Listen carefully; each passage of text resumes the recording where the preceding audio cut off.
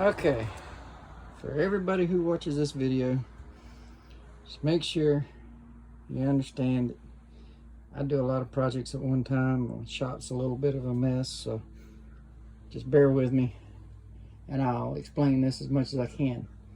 I have found a planer, an edge planer, joiner, whichever you call it, at a yard sale, well, an estate sale. It only cost me 30 bucks. It did not come with a motor. As you see, I have a motor hooked up, and it is connected to a shaft in the back that turns the planer. Now this motor I took out of a wash machine that I had in the back. Our dryer went out. We couldn't find another dryer to match our washer, so we stuck our washer in the shed thinking maybe one of our kids one day would be able to use it, but it's been sitting back there for over a year. I decided, what the hell, I bought this planer, needed a motor, and I remembered the washing machine. So I took the motor out, and this motor it's also reversible, which I will tell you now. It came with a condenser. You have to have that coil there. If that coil comes with the motor in the washing machine or in whatever you take a motor from, that coil has to stay with that motor, or else the motor will burn out very quick. The capacitor, that's what it is, capacitor, not condenser. Make sure you don't put too much power into your motor and burn it out. Now, I have several wires here that are coming out, and I'm going to tell you, after I figured it out, my green, which your green will always be a ground pretty much. You've got your common, and then you've got your supply, which I have found out this motor has a forward and reverse function, which most all washing machines will have a forward and reverse function. The orange turns it one way, the red turns it the other way, and it goes the same speed both ways. So I have set this up. I've got to put another bolt in here to hold it completely. But I've got my block of wood set up, and I pulled it as tight as I could before.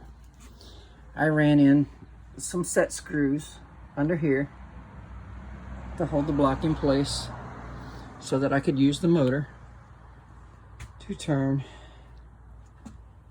the blades for my joiner. Now I'm a little bit stoked. I've never had a joiner before, and this sucker only weighs about 180 pounds probably. It's all solid steel, which, if you know tools, that's the best ones to get. They hold up a million times longer than the new ones that's got plastic parts and what have you. I've got a thickness planer that I purchased, and I've gotten to where I trust that brand very well. It's a win. You can order those through Home Depot. You always have to order, but Win also has their own website where they sell the items directly from the website, and you can purchase directly from them. But back to this. So far, this is as far as I've gotten. I'm going to build me a box around this motor because God knows all the sawdust I got that builds up around my shop.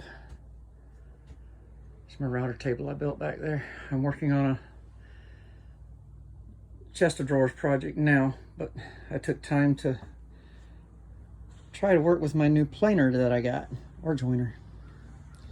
Seems to operate really well.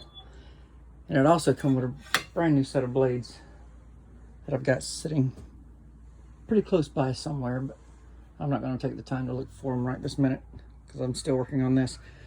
But I definitely want to keep the dust out of that motor. So I'm going to build a box around it and make sure that it doesn't get dust. I'll probably leave the back open, seeing as how it has this fan on the back of it here. That way it does keep air, but as long as I keep it open in the back and not around the top and the sides, then I should be able to keep a lot of dust out of it. And I'll try to make it where I can fit pretty snug up against here so I don't get no dust there, and accommodate the rest of my box here. And I'll probably put a leg coming up from here so that I can put a switch here to put in line so that I can turn it on and off leading up to the power source. Should be fairly simple.